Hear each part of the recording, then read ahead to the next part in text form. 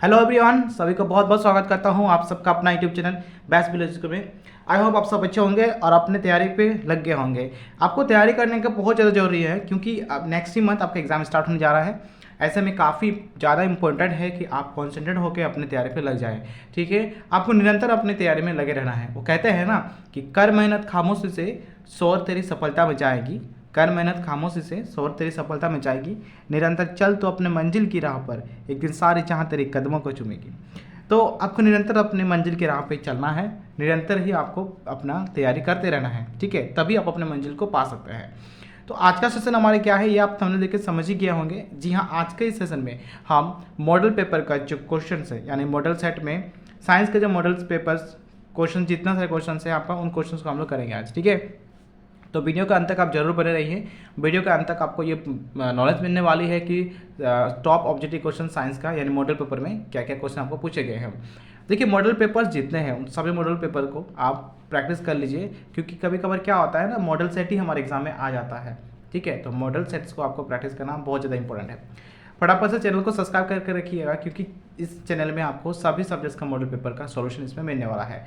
आज हम लोग साइंस के डिस्कस कर रहे हैं। नेक्स्ट वीडियो में हम लोग मैथ का, इंग्लिश का एंड एसएसटी में अपलोड कर चुका हूं। अगर आपने नहीं देखा है तो वीडियो के डिस्क्रिप्शन में एसएसटी का लिंक दिया गया है, आप वहां से जाकर देख सकते हैं। ठीक है, तो चलिए आइए हम लोग सेशन स्टार्ट करते हैं और देखते हैं हमारा क्वेश्चन को। सबसे पहले यहाँ पे देखिए, और एक चीज़ मैं बताना चाहूँगा, जब भी आप एग्जाम स्टार्ट करेंगे सामान्य निर्देश यानी जनरल इंस्ट्रक्शन जो है उस चीज़ को आप जरूर पढ़ लीजिएगा। जनरल इंस्ट्रक्शन में क्या होता है ना, उसमें आपको पता चल जाता है कि आपको किस वे में किस एग्ज़ाम को देना है, एग्ज़ाम का पैटर्न क्या है। ठीक है, एग्ज़ाम का पैटर्न को आप जरूर लेकर पढ़ लीजिएगा और अच्छे से एग्ज़ाम को देने से पहले अच्छे से इसको ध्यानपूर्वक पढ़ के लिखना स्टार्ट करिएगा। ठीक है, तो चलिए पहला क्वेश्चन हमारा यहाँ पे स्क्रीन पे आपको दिख रही होगी। पहला क्वेश्चन क्या है हमारा कि भारत में प्रोजेक्ट टाइगर शुरू किया गया था, यानी भारत में प्रोजेक्ट टाइगर शुरू किया गया, कब शुरू हुआ है प्रोजेक्ट टाइगर, यह बताना होगा। तो भारत में प्रोजेक्ट टाइगर जो है आपका 1972 से 1973 के बीच में शुरू किया गया था। ठीक है, तो प्रोजेक्ट टाइगर क्या है इसको समझते हैं। देखिए, प्रोजेक्ट टाइगर क्या है, बाघों को संरक्षण करने के लिए एक प्रोजेक्ट बनाया गया था जिसका नाम प्रोजेक्ट टाइगर किया गया था। ठीक है, बाघों को संरक्षण करने की क्यों हो सकता है, क्योंकि बाघ जो है ना, आने वाले समय में बाघ विलुप्त हो सकते हैं। ठीक है, क्योंकि उनकी प्रजातियां खत्म हो सकती है, तो उनकी प्रजातियां एकदम से विलुप्त ना हो जाए, इसलिए ही प्रोजेक्ट टाइगर नाम का एक प्रोजेक्ट शुरू किया गया, जिससे क्या हो गया, बाघों को सुरक्षित जगह पे रखा गया। सुरक्षित जगह कहने का मतलब क्या होगा, जैसे बहुत सारे जू में आप बाघों को देखे होंगे। ठीक है, तो बहुत सारे जू में उनको रखा गया और इसका शुरुआत कब हुआ, 1972 से 1973 के बीच में। ठीक है, चलिए अब आते हैं हम लोग क्वेश्चन नंबर 2 पे। क्वेश्चन नंबर 2 आपके स्क्रीन पे दिख रही है। क्या है, सवाल पढ़ते हैं। सर्वप्रथम कोशिका की खोज किसने की है। तो सर्वप्रथम कोशिका की खोज किसने की है, आपने कोशिका चैप्टर में पढ़ाई होगा। मैंने कोशिका चैप्टर का भी टॉप ऑब्जेक्टिव क्वेश्चन मैंने बता दिया था, वीडियो अपलोड कर चुका हूं। अगर आपने देखा होगा तो आप जरूर जानते हैं कि कोशिका की खोज जो करने वाले व्यक्ति का नाम क्या है, रॉबर्ट हुक है। ठीक है, रॉबर्ट हुक ने जो है ना कोशिका की खोज किए हैं। और इन्होंने कब किया था, इन्होंने इस कोशिका का खोज किया था आपका 1665 में। रॉबर्ट हुक इसका राइट आंसर है, ऑप्शन ए। ठीक है, चलिए नेक्स्ट आगे बढ़ते हैं। हम लोग आते हैं क्वेश्चन नंबर अभी 3 पे। क्वेश्चन नंबर 3 स्क्रीन पे आपको दिख रही है। क्वेश्चन नंबर 3 पढ़ते हैं। चलिए क्वेश्चन नंबर 3 को। सवाल है कि एक मूल्यवान धातु जिसे चाकू से काटा जा सकता है, एक ऐसा धातु का नाम बताएं जिसे हम चाकू से काट सकते हैं। तो वह है हमारा सोडियम। सोडियम ही एकमात्र एक ऐसा धातु है जिसे हम आसानी से चाकू से काट सकते हैं। तो ऑप्शन सी हमारी क्या है, राइट आंसर है। ठीक है, चलिए अब आते हैं हम लोग क्वेश्चन नंबर 4 पे। क्वेश्चन नंबर 4 में आपसे क्या पूछा है, निम्नलिखित में कौन सी ऐसी धातु है जिसके विद्युत लेपन के द्वारा किसी वस्तु की चमक को बढ़ाया जा सकता है। कौन सा ऐसा धातु है जिसका प्रयोग करके हम किसी वस्तु का चमक को बढ़ा सकते हैं, किसी धातु का चमक को बढ़ा सकते हैं। तो वह है क्रोमियम। क्रोमियम को क्या कहा जाता है, विद्युत लेपन में क्रोमियम का यूज करके हम किसी भी वस्तु का चमक बढ़ा सकते हैं। आपने साइकिल का हैंडल देखा होगा, साइकिल का हैंडल बहुत ही चमकदार होता है क्योंकि उस पर क्रोमियम का परत चढ़ाया जाता है, उसमें विद्युत लेपन करके क्रोमियम का परत चढ़ाया जाता है। ठीक है, तो क्रोमियम यहाँ पे हमारी क्या होगा, आंसर होगा। क्वेश्चन नंबर 5 पे आते हैं। यहाँ आपको क्वेश्चन 5 भी दिख रही है। ठीक है, क्वेश्चन नंबर 5 आपका क्या है, क्वेश्चन नंबर 5 में आपका सवाल है, संचरणीय रोगों का सबसे मुख्य कारक कौन है। संचरणीय रोगों का सबसे मुख्य कारक कौन है, ये बताना। तो संचरणीय रोग यानी कि फैलने वाला रोग किसकी वजह से होता है, क्या चींटी की वजह से होता है, ड्रैगन मक्खी, मकड़ी या घरेलू मक्खी। घरेलू मक्खी जो है ना संचरणीय रोग का सबसे मुख्य कारण है। ठीक है, तो इसीलिए ना हमारे घरों में हम क्या करते हैं ना, खाद्य पदार्थ को ढक कर रखते हैं, और ढक के रखना जरूरी भी है। इट्स इंपॉर्टेंट, मतलब इसेंशियल। क्यों जरूरी है? क्योंकि अगर आप खाद्य पदार्थ को ढक कर नहीं रखेंगे तो ये जो घरेलू मक्खी है कहीं से भी उड़ के आके उसमें बैठ जाएंगे और बैक्टीरिया यानी कि उसमें हानिकारक पदार्थ उसमें छिड़काव कर देंगे, तो इससे हमारे बहुत सारे बीमारी हमें हो सकती है। तो सबसे मुख्य कारक कौन है संचरण रोग का? घरेलू मक्खी है। ठीक है, चलिए अब आते हैं क्वेश्चन नंबर 6 पे। क्वेश्चन नंबर 6 आपको, क्वेश्चन नंबर 6 इसमें दी गई है, निम्न में कौन सा जंतु जरायुज है? कौन सा जंतु जरायुज है? जरायुज का मतलब क्या हुआ? जो जनन का ऐसा प्रक्रम जो अपने जैसे शिशु को जन्म देते हैं। क्या कहते हैं? अपने जैसे शिशु को जन्म देते हैं। देखिए, अपने जैसे शिशु को कितने जन जन्म देते हैं? मनुष्य ही है एकमात्र ऐसा प्राणी जंतु जो क्या करता है, अपने जैसे शिशु को जन्म देते हैं। ठीक है, और बहुत से जंतुएं भी हैं, है ना। तो यहाँ पे मनुष्य होगा। क्यों मनुष्य होगा? क्योंकि मनुष्य जो है ना, मनुष्य का जन्म प्रक्रिया क्या है? वो बच्चे जन्म देते हैं। मुर्गी के क्या है? मुंडी अंड प्रजक है, क्योंकि पहले मुर्गी अंडा देती है, उसके बाद ही चूचे उसके निकलते हैं। ठीक है, कौवा भी अंड प्रजक है और बतख भी अंड प्रजक है। लेकिन मनुष्य क्या है? जरायुज है। जरायुज मतलब वो सीधा अपने जैसे शिशु को जन्म देते हैं, अंड प्रजक नहीं है, अंडे नहीं देते हैं। ठीक है, तो इस प्रकार हमारा क्वेश्चन नंबर 6 का आंसर क्या होगा? ऑप्शन ए आंसर होगा, मनुष्य। ठीक है, चलिए अब आते हैं नेक्स्ट क्वेश्चन नंबर हमारा 7 पे। क्वेश्चन नंबर 7 आपको, क्वेश्चन नंबर 7 देख सकते हैं आप, क्या है? पढ़ते हैं, शुष्क मौसम में बालों में कंघी करने पर वह बिखर जाता है, इसके लिए कौन सा बल उत्तरदायी है? कौन सा बल उत्तरदायी है? किसके वजह से जब हम बालों में कंघी करते हैं तो हमारा बाल जो है ना बिखर जाता है? तो इसे बालों में कंघी करते टाइम हमारे क्या होता है? घर्षण बल उत्पन्न होता है। क्या होता है? घर्षण बल उत्पन्न होता है, जिसके कारण हमारे बाल जो है ना बिखर जाते हैं। तो घर्षण बल इसका राइट आंसर हमारा होगा। अब आता है हम लोग क्वेश्चन नंबर 8 पे। क्वेश्चन नंबर 8 पे आपको सवाल है, निम्नलिखित में किस ईंधन का ऊष्मीयमान सबसे अधिक होता है? किसका ऊष्मीयमान सबसे अधिक होता है ना? कौन यानी तेजी से जल सकता है? तो सबसे अधिक ऊष्मीयमान होता है हाइड्रोजन का। किसका होता है? हाइड्रोजन का होता है। ऑप्शन डी हमारे यहाँ पे राइट आंसर होगा। अब आते हैं हम लोग क्वेश्चन नंबर 9 पे। इनमें से कौन सा गुणसूत्र शिशु के नर लिंग का निर्धारण करता है? यानी कि नर लिंग में, नर लिंग का गुणसूत्र क्या होता है ये आपको बताना होगा। तो नर लिंग का गुणसूत्र होता है XY। ठीक है, और मादा का क्या होता है? XX। याद रखिएगा, नर का XY होता है, मादा का होता है नर का XY, मादा का XX। ठीक है, ये हमारा क्वेश्चन नंबर 9 का आंसर हो गया। क्वेश्चन नंबर 9 का आंसर क्या होगा? Option A. अब आता है क्वेश्चन नंबर 10। 10 का सवाल क्या है? मानव नेत्र में वस्तु का प्रतिबिंब किस भाग पर बनता है? तो मानव नेत्र में वस्तु का प्रतिबिंब हमेशा रेटिना पर बनता है। कहाँ बनता है? रेटिना पर बनता है। ऑप्शन ए हमारे इसका राइट आंसर है। अब आते हैं क्वेश्चन नंबर 11 पे। क्वेश्चन नंबर 11 भी आप यहाँ पे देख सकते हैं, खरीफ फसल का उदाहरण है। अब खरीफ फसल क्या है?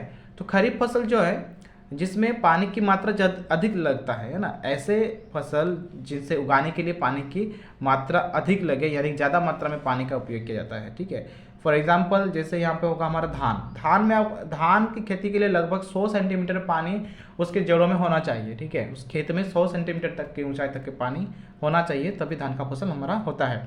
और आपको पता ही होगा कि धान का फसल कब होता है? बरसात के मौसम में ही धान का फसल होता है। तो खरीफ फसल का उदाहरण क्या होगा? धान होगा हमारा। अब आता है हमारा क्वेश्चन नंबर 12 पे।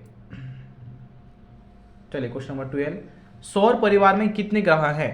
अभी जो है, अभी के डेज में सौर परिवार में 8 ग्रह हैं। कितने ग्रह हैं? 8 ग्रह हैं। तो ऑप्शन ए इसका राइट आंसर हो जाएगा। अब आते हैं क्वेश्चन नंबर 13 पे, घर्षण हमेशा है, घर्षण हमेशा, क्या घर्षण हमेशा हानिकारक है, लाभदायक है, ना हानिकारक है और ना लाभदायक है? कुछ मामले में हानिकारक तथा कुछ मामले में लाभदायक। देखिए, घर्षण हमारे लिए हमें एकदम से लाभदायक भी नहीं है और एकदम से हानिकारक भी नहीं है। ठीक है, कुछ मामलों में ये हानिकारक है। फॉर एग्जाम्पल देखिए, कभी कभार ज़्यादा घर्षण होने से क्या हो जाता है? हम स्लिप करके गिर जाते हैं। ठीक है, और कम घर्षण होने से हम उस पर चल नहीं पाते हैं। तो कहने का मतलब ये होगा कि कुछ मामले में ये हानिकारक है और कुछ मामलों में लाभदायक है। तो ऑप्शन डी हमारे क्या हो जाएगा? राइट आंसर होगा। कुछ मामलों में हानिकारक तथा कुछ मामलों में लाभदायक होता है। ठीक है, अब आते हैं 14 नंबर पे। 14 नंबर का सवाल क्या है? पैराशूट बनाने में किस रेशे का उपयोग किया जाता है? तो पैराशूट बनाने के लिए लाइनॉन का उपयोग किया जाता है। ठीक है, ऑप्शन बी हमारा आंसर होगा, लाइनॉन। 15 पे आते हैं। मानव के कानों के लिए श्रव्यता परास है, यानी कि मानव के कानों के लिए, यानी मानव कितने ऊंचाई तक की ध्वनि को सुन सकता है। देखिए मानव की सुनने की जो क्षमता होती है वो आपका होता है 20 हज से 20 हज होता है, 20 हज से 20,000 हज होता है। ठीक है, तो ऑप्शन ए हमारा राइट आंसर होगा 20 हज से 20,000 हज। ठीक है, अब आते हैं 60 नंबर पे। चलिए 60 नंबर देखते हैं। किस यंत्र के उपयोग से भूकंप की तरंगों को रिकॉर्ड किया जाता है? भूकंप की तरंगों को रिकॉर्ड किया जाता है उसे हम कहते हैं रिक्टर पैमाना कहते हैं। याद रखिएगा सब चीज़ को, सारे क्वेश्चंस का आप लिख लीजिएगा, नहीं तो आप भूल जाएंगे। ठीक है, नोट डाउन करिएगा अपने कॉपी को। किस यंत्र के उपयोग से भूकंप की तरंगों को रिकॉर्ड किया जाता है ना? रिक्टर पैमाने की मदद से भूकंप की तरंगों को हम रिकॉर्ड करते हैं। क्वेश्चन नंबर 17 देखते हैं। यहाँ पे आपको क्वेश्चन नंबर 17 भी दिख रही है। सवाल क्या है? विश्व तापन का प्रमुख कारण है। विश्व तापन यानी कि ग्लोबल वार्मिंग जिसे कहते हैं हम, ग्लोबल वार्मिंग के लिए मुख्य कारण क्या है? किसकी मात्रा बढ़ने से ग्लोबल वार्मिंग होता है? तो कार्बन डाइऑक्साइड है इसका। राइट आंसर क्या होगा हमारा? Carbon dioxide. अगर कार्बन डाइऑक्साइड की मात्रा बढ़ती जाए तो ग्लोबल वार्मिंग, यानी कि कहने का मतलब ये हुआ कि हमारा जो वर्ल्ड है ये पूरा गर्म हो जाएगा। ठीक है, गर्म हो जाएगा तो ये इसमें हम जीवित रहने की संभावना बहुत कम होती है, हम जीवित नहीं रह पाएंगे। अब आते हैं 18 नंबर सवाल पे। क्वेश्चन नंबर 18 है आपका, संकटापन्न प्रजाति है। घोड़ा, गाय, कुत्ता, बाघ। तो बाघ जो है संकटापन्न प्रजाति है। अब संकटापन्न क्या है इसे समझ लीजिए। संकटापन्न उन प्रजाति जीवों को संकटापन्न कहा जाता है जो कि आने वाले समय पे विलुप्त हो सकते हैं। ठीक है, फॉर एग्जाम्पल बाघ जो है ना आने वाले समय पे कभी भी विलुप्त हो सकता है, इसीलिए टाइगर प्रोजेक्ट नाम का एक प्रोजेक्ट शुरू किया गया है जिसमें बाघों का संरक्षण किया जा रहा है। ठीक है, कुत्ता का प्रजाति जो है ना दिन ब दिन आप देख रहे कुत्ते का प्रजाति बढ़ती जा रही है। ये हमारा संकटपन्न प्रजाति नहीं है। गाय का भी प्रजाति बढ़ती जा रही है। और रहा बात घोड़ा का भी प्रजाति जो है ना दिन ब दिन बढ़ते जाता है। ठीक है, बाघ का प्रजाति आने वाले समय पे विलुप्त हो सकती है, तो इसे हम संकटपन्न प्रजाति कहते हैं। अब आते हैं क्वेश्चन नंबर 19 पे। 19 का सवाल है, जंतु कोशिका में क्या अनुपस्थित होता है? जंतु कोशिका में क्या नहीं पाया जाता है ये आपको बताना होगा। क्या कोशिका झिल्ली नहीं पाया जाता है, केंद्रक नहीं पाया जाता है, कोशिका भित्ति नहीं पाया जाता है, या जीव द्रव्य नहीं पाया जाता है? तो जंतु कोशिका में कोशिका भित्ति नहीं पाया जाता है। कोशिका भित्ति हमारा पादप कोशिका में पाया जाता है। ठीक है, बाकी तीनों चीज पाया जाता है, बस कोशिका भित्ति नहीं पाया जाता हमारा जंतु कोशिका में। तो ऑप्शन सी हमारा राइट आंसर होगा। अब आते हैं 20 नंबर पे। जल के शुद्धिकरण में किस अधातु का उपयोग होता है? जल का शुद्धिकरण करने के लिए किस अधातु का उपयोग करते हैं? तो वह हमारा है क्लोरीन। देखिए क्लोरीन का उपयोग हम जल के शुद्धिकरण के लिए करते हैं। आप सभी देखे होंगे कि जल को शुद्धिकरण करने के लिए हम ब्लीचिंग पाउडर नामक एक पाउडर हम यूज़ करते हैं, और जो ब्लीचिंग पाउडर है वो हमारा क्लोरीन का है। ठीक है, क्लोरीन यानी कि उसका पूरा नाम क्या है? कैल्शियम ऑक्सीक्लोराइड कहते हैं, उसका रासायनिक नाम है। ठीक है, जिसे हम ब्लीचिंग पाउडर के नाम से जानते हैं, और विरंजक चूर्ण भी उसे कहते हैं। तो उस विरंजक चूर्ण का यानी उस ब्लीचिंग पाउडर का उपयोग किस लिए करते हैं? हम जल को शुद्धिकरण के लिए करते हैं। और वो ब्लीचिंग पाउडर किससे बना है? वो क्लोरीन से बना है। तो क्लोरीन धातु का उपयोग हम जल के शुद्धिकरण के लिए करते हैं। ठीक है, क्लियर हो गया ये हमारा सवाल। चलिए next come to the question number 21। Question number 21, विश्व के पहले प्रतिजैविक का नाम क्या है? विश्व का पहला प्रतिजैविक यानी कि एंटीबायोटिक क्या नाम है उसका? उसका नाम है पेनिसिलिन। और पेनिसिलिन किसने बनाया है? यानी कि पेनिसिलिन का खोज करने वाले व्यक्ति का नाम क्या है? पेनिसिलिन का खोज करने वाले व्यक्ति का नाम है अलेक्जेंडर फ्लेमिंग। अलेक्जेंडर फ्लेमिंग ने विश्व का पहला प्रतिजैविक यानी कि पेनिसिलिन बनाया था, खोज किया था उसका। ठीक है, आते हैं अभी क्वेश्चन नंबर 22 पे। चलिए पार हो गया। ये रहा क्वेश्चन नंबर 22। पानी में हाइड्रोजन और ऑक्सीजन का अनुपात क्या होता है? तो पानी में हाइड्रोजन ऑक्सीजन का अनुपात जो होता है वो होता है 2:1। ठीक है, देखिए यहाँ पे भार का अनुपात नहीं पूछा गया है। अगर आपको भार का अनुपात पूछा जाता तो आप क्या लिखते? तो अब आप लिखते क्या? 1:8 लिखते। ठीक है, लेकिन यहाँ पे सिर्फ और सिर्फ अनुपात पूछा गया है, तो आपको क्या लिखना है? 2:1। 2:1 क्यों लिखेंगे? क्योंकि हाइड्रोजन का 2 होता है, ऑक्सीजन 1 होता है, सिर्फ 2:1 लिखेंगे। देखिए ये पानी का, ये जल या पानी का क्या है? ये सूत्र है H2O। इसमें हाइड्रोजन हमारा 2 है और ऑक्सीजन हमारा 1 है, इसलिए हम क्या लिखेंगे? 2:1 लिखेंगे। ठीक है, अब आते हैं क्वेश्चन नंबर हम लोग 23 पे। क्वेश्चन नंबर 23 में हमारा क्या है? निम्न में से किस जीव में द्विविखंडन द्वारा जनन होता है? द्विविखंडन द्वारा यानी टूट के जनन होता है। तो द्विविखंडन होता है हमारा अमीबा का। किसका आता है? अमीबा। तो इसमें राइट आंसर हमारा अमीबा है, ऑप्शन सी हमारा आंसर है। अब आते हैं क्वेश्चन नंबर 24 पे। द्रव का दबाव गहराई के बढ़ने से, द्रव का दबाव गहराई के बढ़ने से क्या होता है? द्रव का दबाव गहराई के बढ़ने से, जितना गहराई होता है उतना द्रव का दबाव बढ़ता है। ठीक है, हमारा ऑप्शन बी राइट आंसर होगा, उतना ज़्यादा दबाव जो है हमारा बढ़ता है। चलिए 25 नंबर पर आते हैं। 25 नंबर आपको स्क्रीन पे दिख रही है। ईंधन के ऊष्मीय मान का मात्रक क्या है? ईंधन के ऊष्मीय मान का जो मात्रक है वो हमारे किलो जूल है। क्या जी? Kilo joule. ठीक है, ऑप्शन बी हमारा आंसर होगा, किलो जूल। अब आते हैं क्वेश्चन नंबर 26। किशोरावस्था की उम्र क्या है? किशोरावस्था की उम्र है हमारा 11 से 19 वर्ष। 11 से 19 वर्ष किशोरावस्था में होते हैं। ठीक है, उसके बाद यंग एज में आते हैं एडल्ट, सॉरी इसे क्या बोलते, यंग एज यानी कि हम जिसे एडल्ट के नाम से जानते हैं, एडल्ट आता है। ठीक है, अब आते हैं हम क्वेश्चन नंबर 27 पे। सामान्य नेत्र के द्वारा पढ़ने के लिए सर्वाधिक सुविधाजनक दूरी है, यानी कि न्यूनतम दूरी कितना होना चाहिए जिससे वस्तु का प्रतिबिंब हमारे आंखों पर सुस्पष्ट ढंग से बन पाए?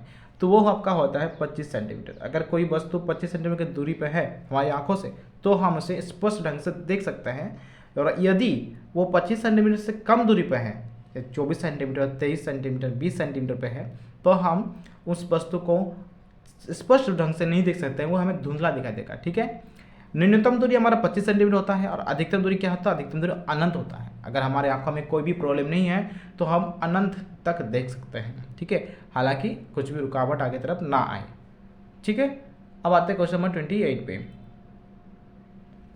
फूलों, फलों एवं सब्जियों का बड़े पैमाने पर उत्पादन कहलाता है।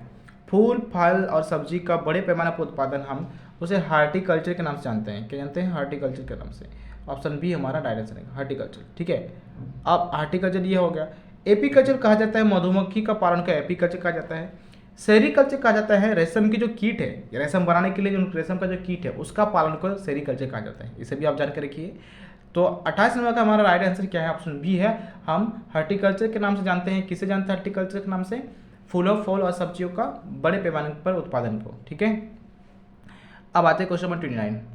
किस ग्रह को प्रभात तारा यानी भोर का तारा अथवा संध्या तारा यानी सांझ का तारा कहा जाता है? तो शुक्र ग्रहों का जो है ना प्रभात तारा और संध्या तारा के नाम से जाना जाता है शुक्र ग्रह। ऑप्शन डी इसका राइट आंसर है, शुक्र ग्रह। ठीक है, अब आते हैं क्वेश्चन नंबर 30 पे।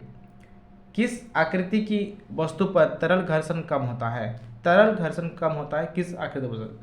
तरल घर्षण कम होता है नौका आकार के। ठीक है, नौका आकार। अब देखे होंगे कि नौका वाला जो वस्तु है यानी कि पानी में तैरने के लिए नाव के आकार का वस्तु आसानी से घर्षण करके पानी में पार हो जाता है। ठीक है, तो नौका आकार यहाँ पर हमारा राइट आंसर होगा। चलिए अब हम लोग समझते हैं क्वेश्चन नंबर 31 को। ठीक है, क्वेश्चन नंबर 31 यहाँ पे स्क्रीन पे आपको दिख रही है। क्या है सवाल की पदार्थ जो प्राकृतिक प्रक्रिया जैसे जीवाणु के द्वारा अपघटित होता है क्या कहलाता है? यानी कि जो प्राकृतिक प्रक्रिया यानी जीवाणु के द्वारा आसानी से अपघटित हो जाता है उन्हें हम क्या कहते हैं? उन्हें हम जैव निम्नीकरण के द्वारा नाम से जानते हैं। ठीक है, ऑप्शन ए हमारा राइट आंसर होगा, जैव निम्नीकरण। अब जैव निम्नीकरण क्या होता है? ये पदार्थ जो आसानी से जीवाणु के द्वारा यानी प्राकृतिक प्रक्रिया द्वारा आसानी से अपघटित हो जाता है। अपघटित होने का मतलब ये हुआ कि वो प्रकृति में मिल जाता है। ठीक है, जैसे फॉर एग्जांपल अगर हम बात करें केले के छिलके की, तो केले के छिलका आसानी से जीव अपघटित हो जाता है। ठीक है, अगर एक केला के छिलका को आप ऐसे ही खुला छोड़ देंगे तो आप उसे एक दिन, 2 दिन, 3 दिन, हफ्ते भर के बाद अब जब आप देखेंगे तो वो वहाँ से गायब हो जाता है। ठीक है, उस पर जो छोटे छोटे जीवाणु लग के उसको क्या कहते हैं? उसको नष्ट कर देते हैं। ठीक है, तो ये जैव निम्नीकरण में आएगा। ठीक है, अब हमारे आते हैं क्वेश्चन नंबर 32 पे। चलिए क्वेश्चन नंबर 32। ध्वनि की प्रबलता किस कारक पर निर्भर करती है? सवाल क्या है 32 का? ध्वनि की प्रबलता किस कारक पर निर्भर करती है? ध्वनि की प्रबलता आयाम पर निर्भर करती है। आयाम मतलब वो जिस रफ्तार पे कंपन उसका उत्पन्न हो रहा है। देखिए ध्वनि उत्पन्न कैसे होती है? कंपन के माध्यम से ध्वनि उत्पन्न होता है ना। और कंपन जिस तेज रफ्तार से उत्पन्न होता है उसे हम आयाम कहते हैं। क्या कहते हैं? आयाम कहते हैं। तो एम्पलीट्यूड का हमारा राइट आंसर होगा आयाम, ऑप्शन बी। अब आते थे क्वेश्चन नंबर 33 पे। विपरीत आवेशों के बीच क्या प्रतिक्रिया होती है? विपरीत आवेश यानी कि नेगेटिव पॉजिटिव के बीच में क्या प्रतिक्रिया होती है आपको ये बताना होगा। तो नेगेटिव पॉजिटिव आप क्या करते हैं? एक दूसरे को आकर्षित करते हैं तो आकर्षण होगा। ठीक है, विपरीत आवेशों के बीच हमेशा आकर्षण होता है और समान आवेशों के बीच हमेशा प्रतिकर्षण होता है। ये दोनों चीज़ों को आप याद रख लीजिएगा, ठीक है। अब आते हैं क्वेश्चन नंबर 34 पे। हरित गृह प्रभाव यानी कि ग्रीन हाउस हरित गृह प्रभाव और वैश्विक तापन के लिए मुख्य रूप से उत्तरदायी गैस है। कौन सा गैस है जो हरित गृह प्रभाव को भी, हरित गृह यानी ग्रीन हाउस को भी इफेक्ट करता है और ग्लोबल वार्मिंग को भी इफेक्ट करता है? तो वह है आपका कार्बन डाइऑक्साइड और मीथेन। ये दोनों ही गैस है, ठीक है। कार्बन डाइऑक्साइड और मीथेन ये दोनों ही गैस है। ऑप्शन सी हमारा राइट आंसर है। अब आते हैं हम लोग क्वेश्चन नंबर 35 पे। वह पुस्तक जिसमें सभी संकटापन्न प्रजातियों का रिकॉर्ड रखा जाता है कहलाती है। इस रिकॉर्ड को कहते हैं हम रेड डाटा के नाम से जानते हैं, जिसमें संकटापन्न प्रजातियों का रिकॉर्ड रखा जाता है। अब संकटापन्न प्रजाति क्या होता है, मैं ये तो मैंने आपको समझा दिया था। ऐसे प्रजातियाँ, ऐसे जीव जो आने वाले समय पे विलुप्त हो सकते हैं, तो उनको संरक्षण करने के उपाय बताए जाते हैं, यानी कि उनको अच्छे सुरक्षित जगह पे रखना ही संकटापन्न प्रजाति कहलाते हैं, ठीक है। अब हम लोग आते हैं क्वेश्चन नंबर 36 पे। क्वेश्चन नंबर 36 है, निम्न में कौन सा पदार्थ जीवाश्म ईंधन है? जीवाश्म ईंधन क्या होता है, इस चीज़ को समझते हैं। जीवाश्म ईंधन होता है जीवों द्वारा बना गया ईंधन। देखिए, जीवाश्म ईंधन का एग्जाम्पल यहाँ पर हमारा कोयला होगा। क्यों होगा कोयला, मैं इस चीज़ को आपको समझा देता हूँ। क्योंकि कोयला जो है ना, आज से लाखों हजारों साल पहले, ठीक है, अगर हम बात करें लाखों साल पहले, तो बहुत लाखों साल पहले पेड़ पौधों के मिट्टी के नीचे दब जाने के कारण कोयला का निर्माण हुआ है। और पेड़ पौधा क्या है, जीव है, तो जीवों के द्वारा इसका निर्माण हुआ है। इसलिए कोयला को हम क्या कहेंगे, जीवाश्म ईंधन कहेंगे। कोयला हो गया, पेट्रोलियम हो गया, ये सब क्या है, हमारे जीवाश्म ईंधन है, ठीक है। अब आते हैं हम लोग क्वेश्चन नंबर 37 पे। कोशिका द्रव्य के बीच खाली संरचनाएं होती है, जिसे कहते हैं खाली संरचना, उसे हम ऋतिका के नाम से जानते हैं। तो ऑप्शन सी पे हमारा राइट आंसर जाता है, ऑप्शन सी ऋतिका, ठीक है। कोशिका में कोशिका द्रव्य के बीच जो खाली संरचना होती है उसे हम ऋतिका के नाम से जानते हैं। अब आते हैं हमारा क्वेश्चन नंबर 38 पे। कौन सी अधातु है जो कमरे के ताप पर भी वायु के साथ अभिक्रिया करती है? एकमात्र एक ऐसा अधातु है श्वेत फास्फोरस एकमात्र ऐसा अधातु है जो कमरे के ताप पर वायु से तेजी से अभिक्रिया करती है। इसलिए श्वेत फास्फोरस को जो है ना, पानी में डुबोकर रखा जाता है, ठीक है, पानी में डुबोकर इसको रखा जाता है। तो हमारा ऑप्शन ए इसका राइट आंसर होगा। धातु के चैप्टर में मैंने इस चीज़ को बताया था। अगर आपने नहीं देखा है तो आप वीडियो का प्लेलिस्ट मैंने बनाया है मेरे चैनल पे, क्लास 8 का ऑब्जेक्टिव क्वेश्चंस का, साइंस ऑब्जेक्टिव क्वेश्चन का प्लेलिस्ट बनाया हुआ है। तो चैप्टर वाइज आपको वहाँ पे प्लेलिस्ट पे चैप्टर वाइज आपको ऑब्जेक्टिव क्वेश्चन मिलने वाला है। तो आप जरूर उस प्लेलिस्ट को जाके सर्च कर सकते हैं, ठीक है। डिस्क्रिप्शन में प्लेलिस्ट का लिंक दिया गया है, आप वहाँ पे जाके आप जरूर उसको देख लीजिएगा। अब आते हैं क्वेश्चन 39 पे। किन्वन की प्रक्रिया की खोज किसने की थी? तो किन्वन की प्रक्रिया लुई पास्चर ने की थी। किसने की थी? लुई पास्चर ने। ऑप्शन डी इसका हमारा राइट आंसर हो जाएगा, लुई पास्चर। अब आते हैं क्वेश्चन 40। क्वेश्चन नंबर 40 पे क्या है? जब चालक विलयन में विद्युत धारा प्रवाहित की जाती है तब विलयन के रंग में परिवर्तन होता है। यह संकेत करता है विद्युत धारा के रासायनिक प्रभाव को। देखिए, रासायनिक प्रभाव, रंग बदलना रासायनिक प्रभाव है, तो यह क्या संकेत करेगा? यह संकेत करेगा हमारे विद्युत धारा का रासायनिक प्रभाव को संकेत करेगा। ऑप्शन ए हमारा इसमें राइट आंसर है, ठीक है, ऑप्शन ए। अब आते हैं हम लोग क्वेश्चन नंबर 41 पे। देखिए, टोटल 50 क्वेश्चन है, ठीक है। 41 पे आते हैं। विश्व में सर्वप्रथम एक भेड़ का क्लोन विकसित किया गया था, जिसका नाम था, देखिए क्लोन किया गया था एक भेड़ का, उसका नाम क्या था? तो उसका नाम डोली था। क्या नाम था उसका? डोली नाम का एक भेड़ था जिसमें क्लोन विकसित किया गया था। क्वेश्चन नंबर 42 पे आते हैं। क्वेश्चन 42 है, तरल है। तरल क्या है? क्या तरल ठोस एवं द्रव दोनों है? द्रव एवं गैस दोनों है? ठोस एवं गैस दोनों है? इनमें से कोई नहीं। तो तरल जो है, तरल मतलब क्या होता है? फ्लूइड्स। क्या? तो फ्लूइड्स में जो बहता है, जो बह सकता है। देखिए, द्रव हमारा बहता है, ठीक है, गैस भी हमारा बहता है। गैस को हम खुला छोड़ देंगे तो एक जगह से दूसरी जगह बह के चल जाएगा। ठोस हमारा नहीं बहता है, तो ठोस हमारा तरल नहीं है। तो तरल यहाँ पे राइट आंसर क्या होगा हमारा? आप समझ रहे हैं, राइट आंसर हमारा ऑप्शन बी होगा, क्योंकि द्रव भी बहता है, गैस भी बहता है, तो द्रव एवं गैस दोनों ही क्या है? तरल है, ठीक है। 42 पे हमारा राइट आंसर क्या होगा? ऑप्शन बी हमारा होगा। चलिए, अब आते हैं क्वेश्चन नंबर 43 पे। विद्युतीय उपकरण में लगी आग बुझाने के लिए सबसे अच्छा अग्निशामक है कार्बन डाइऑक्साइड। देखिए, क्या है? Carbon dioxide. कार्बन डाइऑक्साइड हम लोग यूज करते हैं आग, उस विद्युत उपकरण में लगे आग को बुझाने के लिए, क्योंकि कार्बन डाइऑक्साइड जो है भारी होता है ऑक्सीजन से, तो उससे क्या ज़्यादा आग में हम काबू पा सकते हैं। और रहा बात पानी का, तो पानी का यूज़ हम लोग नहीं कर सकते हैं, बिकॉज क्यों नहीं कर सकते हैं, क्योंकि पानी जो है विद्युत का सुचालक है और आग बढ़ जाएगी, इसमें हम कंट्रोल उसको नहीं कर सकते हैं। इसलिए ध्यान रहे, कभी भी अगर इलेक्ट्रिसिटी की वजह से कभी भी आग लगती है तो वहाँ पे आप पानी छींटा नहीं लगाएंगे, ये गलती कभी नहीं करेंगे, ठीक है। पानी बिल्कुल भी वहाँ पे नहीं देना है, पानी देंगे तो आग और बढ़ जाएगी। चलिए अब आते हैं हम लोग क्वेश्चन नंबर 44 पे। लड़कों के गले के सामने उभरा हुआ भाग कहलाता है। आप लोग देखे होंगे या फिर जितने भी लड़के हैं वो देखे होंगे कि हमारे गले में एक उभरा हुआ भाग होता है, उसे हम क्या कहते हैं, उसे हम एडम्स एप्पल या कंठमणि के नाम से जानते हैं, ठीक है।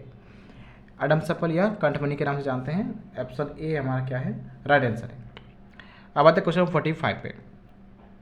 श्वेत प्रकाश में कितने रंग होते हैं? श्वेत प्रकाश में हमारे 7 रंग होते हैं, ठीक है। सनलाइट में कितने कलर्स होते हैं? 7 कलर्स होते हैं। एक रेनबो में भी कितने कलर्स होते हैं? 7 कलर्स होते हैं। चलिए नेक्स्ट क्वेश्चन नंबर 46। एक स्थान पर एक ही प्रकार के बड़ी मात्रा में उगाए गए पौधों को क्या कहते हैं? एक स्थान पर एक ही मात्रा यानी एक ही प्रकार के बड़ी मात्रा में उगाए गए पौधों को हम फसल के नाम से जानते हैं। जैसे आपने देखा होगा धान की खेती करते हुए, तो धान की खेती एक बड़े से खेत में बहुत सारा एक ही जैसे के फसल को उगाया जाता है, यानी एक ही जैसे पौधे उगाया जाता है, उसे हम क्या कहते हैं? फसल कहते हैं, ठीक है। तो हमारा फसल होगा यहाँ पे आंसर। अब आते हैं क्वेश्चन नंबर 47 पे। खगोलीय पिंडों के बीच की दूरी को किस इकाई से मापा जाता है? तो खगोलीय पिंडों के बीच की दूरी को हम लाइट ईयर यानी कि प्रकाश वर्ष से मापते हैं। ऑप्शन सी हमारा राइट आंसर है, प्रकाश वर्ष। क्वेश्चन 48 पे आते हैं। घर्षण चिकने सतहों की अपेक्षा रुखड़े सतह पर होता है। चिकने सतह पर घर्षण बल अधिक होता है, तो चिकने सतहों की अपेक्षा रुखड़े सतहों पर होता है। क्या होता है यहाँ पे? देखिए, घर्षण जो है चिकने सतह की अपेक्षा रुखड़े सतहों में कम होता है, रुखड़े सतहों में कम होता है हमारा। चिकने सतह पर ज़्यादा होता है, रुखड़े सतह पर क्या होता है? कम होता है। तो हमारा ऑप्शन बी हमारा राइट आंसर होगा। अब आते हैं क्वेश्चन 49 पे। क्वेश्चन 9 पे क्या है सवाल? निम्न में कौन प्राकृतिक बहुलक है? बहुलक यानी कि पॉलीमर है, तो सेलुलोज जो है हमारा प्राकृतिक बहुलक है, प्राकृतिक पॉलीमर है सेलुलोज। ऑप्शन बी हमारा राइट आंसर है। अब आते हैं क्वेश्चन नंबर 50 पे। ये हमारा लास्ट क्वेश्चन है इस मॉडल सेट का, ठीक है। तो यहाँ पे सवाल क्या है कि जो ध्वनि सुनने में अप्रिय लगती है उसे क्या कहते हैं? इसे आप समझ ही रहे होंगे क्वेश्चन समझ के। जो हमें सुनने में अप्रिय लगे, जो हमें सुनने का एकदम भी मन ना लगे, उसे हम क्या कहेंगे? सुरीली ध्वनि कहेंगे। क्या सुरीली ध्वनि हम सुनना नहीं चाहते हैं? बिल्कुल सुनते हैं। संगीत भी तो हम सुनते ही हैं। हमें सुनने का पसंद नहीं है क्या? तो शोर शराबा हमें सुनने का पसंद नहीं होता है। तो ऑप्शन सी हमारे यहाँ पे क्या होगा? राइट आंसर होगा। तो यहाँ पे हमारे top 50 objective questions model paper का यहाँ पे कंप्लीट होता है, ठीक है। आई होप आपको सारे क्वेश्चंस अच्छे से समझ में आई होगी। अगर किसी भी क्वेश्चन में आपको डाउट है तो आप मुझे कमेंट करके बता सकते हैं। You most welcome. मैं आपको उस कमेंट का जरूर रिप्लाई करूँगा और उस जो क्वेश्चन आप पूछेंगे उसे मैं नेक्स्ट वीडियो में जरूर उसका आंसर आपको बताऊँगा, ठीक है। तो फटाफट से इस चैनल को अगर नए हैं तो फटाफट से सब्सक्राइब करके रख लीजिएगा और साथ ही साथ में इस वीडियो को अपने दोस्तों तक भी शेयर कर दीजिएगा, ठीक है। तो आज का सेशन हम लोग इतना तक ही रखते हैं। मिलेंगे हम लोग नेक्स्ट वीडियो में और नेक्स्ट सब्जेक्ट का मॉडल सेट को लेके। तब तक के लिए आप सब अपना अपना तैयारी पर लग जाइए, ठीक है। Thank you everyone.